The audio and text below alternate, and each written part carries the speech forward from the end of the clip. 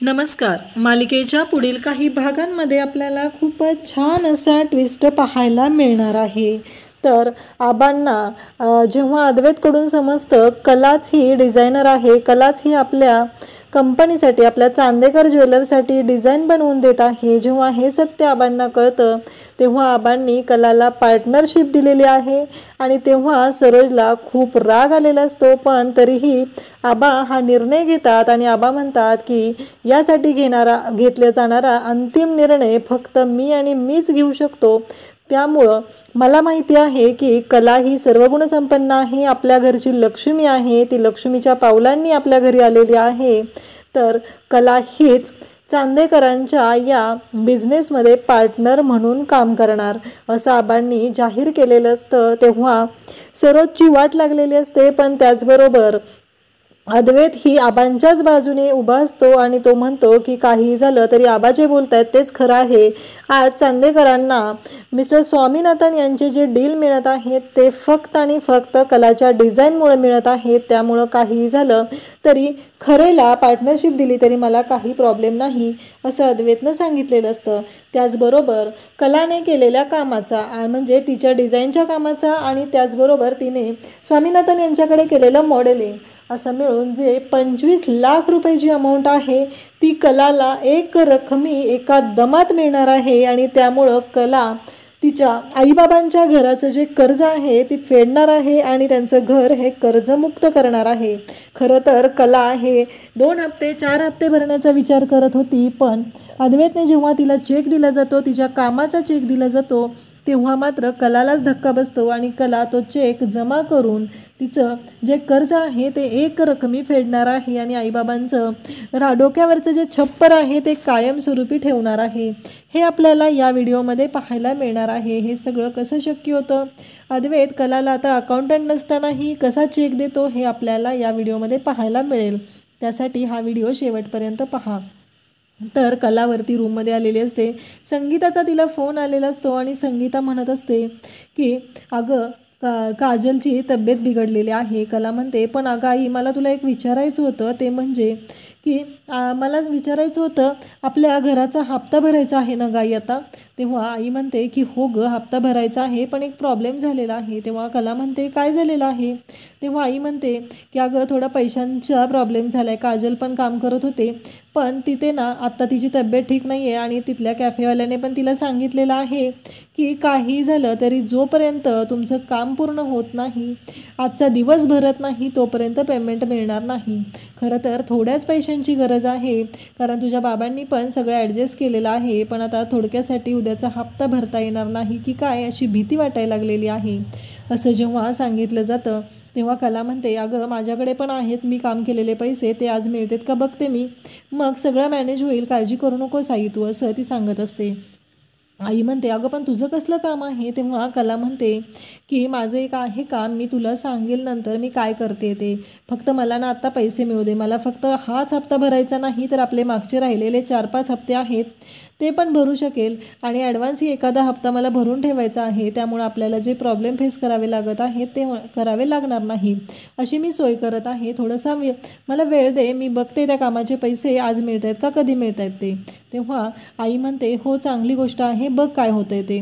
आणि आता कला पण या सगळ्या गोष्टींमुळं खुश झालेली असते आणि मग कला सानिकाला फोन करते आणि सानिकाला म्हणते अगं सानिका. तेव्हा सानिका म्हणते की मॅडम अहो आजच्या डिझाईन. तेव्हा कला म्हणते की हो पाठवते मी, थोडा प्रॉब्लेम झालेला होता ना त्यामुळं मला वेळ लागलेला आहे. त्यावरती सानिका म्हणते अद्वैत साहेबांचा फोन आलेला होता, पण मी त्यांना सांगितलं की माझ्या मैत्रिणीने म्हणजे श्रुतीने त्या डिझाईन मला दिलेल्या होत्या, पण तिला थोड्याशा त्याच्यामध्ये करेक्शन करावे वाटले म्हणून तिनं त्या परत घेतलेल्या आहेत आणि त्यामध्ये करेक्शन करून ती पाठवणार आहे. तेव्हा कला म्हणते की खरंच थँक्यू, आज तू माझ्यासाठी जे काही केलेलं आहे, मला सांभाळून घेत आहे त्यासाठी खरंच थँक्यू, असं कला म्हणत असते.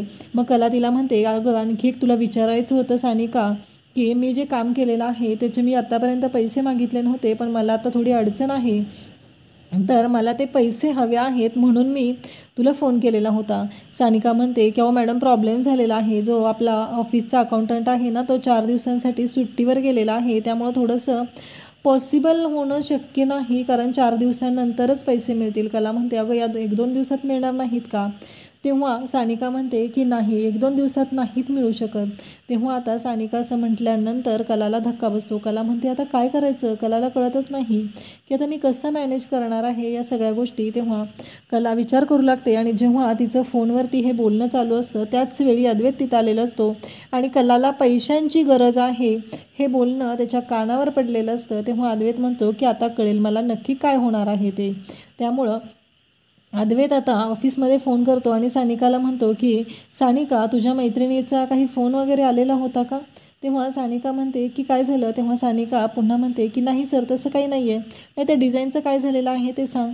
तेव्हा सानिका म्हणते हो, ती पाठवतच आहे डिझाईन, तुम्ही ऑफिसमध्ये आलात की तुम्हाला डिझाईन देते, असं सानिका सांगत असते. तेव्हा अद्वैत म्हणतो की ठीक आहे, मी ऑफिसमध्ये येतच आहे. असं अद्वैत म्हटल्यानंतर सानिकाला पण थोडंसं बरं वाटतं आणि ती विचार करते की आता मॅडमच्या डिझाईन येतीलच. तेवढ्यात सानिकाला डिझाईन पोचलेले असतात. पण सानिका म्हणते की सर, मला तुमच्याशी थोडं महत्त्वाचं बोलायचं आहे. माझी ती मैत्रीण आहे ना श्रुती, तिने आत्तापर्यंत आपल्याकडून पेमेंट घेतलेलं नाही. आता तिला पेमेंट द्यायचं आहे, त्यावरती तिनं थोडं पेमेंट मागितलेलं आहे. तेव्हा अद्वैत म्हणतो हो, सगळा हिशोब करून ठेव. आणि मग सानिका म्हणते पण प्रॉब्लेम असं झाला आहे की आपले अकाउंटंट आज नाही आहेत ना, ते सुट्टीवरती गेले आहेत 4 दिवसांसाठी. अद्वैत म्हणतो काही काळजी करू नकोस, सगळं कॅल्क्युलेशन करून ठेव आणि चेक तयार कर किंवा कोणत्या अकाउंटला पाठवायचे आहेत ते मला सांग, मग मी साईन करेल आणि त्यानंतर ते अप्रूव्ह होईल. त्यावेळेस सानिका म्हणते की चालेल. आणि मग सानिका आता सगळे डिटेल्स काढून ठेवते. त्यानंतर आपल्याला पाहायला मिळतं की जेव्हा ते डिटेल्स अद्वैतकडे दिले जातात तेव्हा अद्वैतला कळतं की हा जो अकाउंट नंबर आहे तो जो आहे तो खरेचाच आहे. त्यामुळं अकाउंट नंबर जरी अद्वैतला कळला असला, कारण त्यानेच ते बँकेचं अकाउंट काढलेलं होतं आणि त्याच अकाउंटला पैसे जाणार असतात, ही गोष्ट अद्वैतकडे आलेली असते, अद्वैतला समजलेली असते. त्यामुळं अद्वैत जेव्हा सानिका हिशोब करते तेव्हा त्या हिशोबामध्ये 10 लाख रुपये ॲड करतो, कारण ते 10 लाख रुपये कलाचे मॉडेलिंगचे असतात जे मिस्टर स्वामीनाथन यांनी दिलेले असतात आणि त्यामुळे अद्वैतने ते पैसेही त्यात ॲड केलेले असतात. पण कलाला मात्र याची काहीच कल्पना नसते. कलाला माहिती नसतं की नक्की काय काय झालेलं आहे. आणि त्याचबरोबर कला आता धावतच तिकडे कॅफेकडे जाते, कारण कॅफेमध्ये जाऊन तिला काही पैसे मिळत आहेत का, तिथला जो काजलचा जो राहिलेला पगार आहे तो बघायचा असतो. कारण आता सानिकाने तर सांगितलेलं असतं की अकाउंटंट नसल्यामुळं आज तुम्हाला पेमेंट मिळू शकणार नाही. कलाला खूपच काळजी वाटत असते आणि इकडे अद्वैतनं ठरवलेलं असतं की नक्की हिला कोणत्या पैशांची गरज आहे, कशासाठी गरज आहे हे शोधून काढायचं आहे.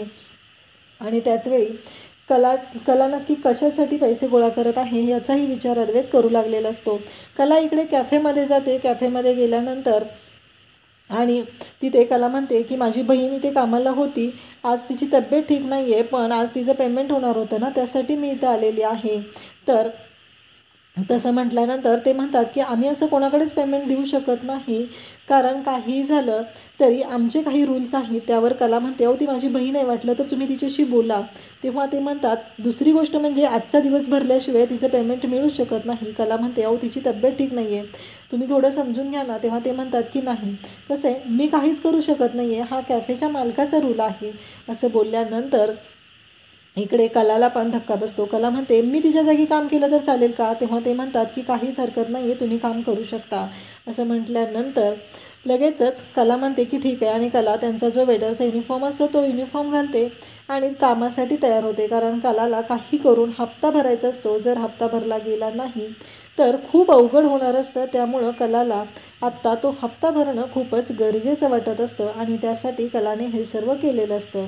त्यानंतर आपल्याला पाहायला मिळतं की त्याच कॅफेमध्ये अद्वैत हा तिथे नाश्त्यासाठी आलेला असतो, तिथे खाण्यासाठी आलेला असतो. मग त्याने तिथे चिकन सँडविच मागवलेलं असतं आणि त्याचबरोबर तो ब्लॅक कॉफी ऑर्डर करतो. पण ऑर्डर घेण्यासाठी कला आलेली असते आणि जेव्हा ते हो म्हणते तेव्हा अद्वैतला कळतं की ही कलाच आहे, म्हणजे ही खरेच आहे. पण ही इथं का आलेली आहे, इथे का काम करत आहे.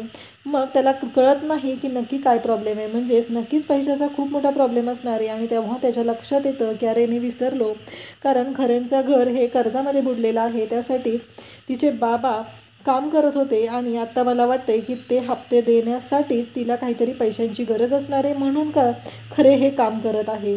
पण त्याला आता कळत नाही की खरे नक्की हे काम का करत आहे, हा विचार अद्वैत करू लागतो.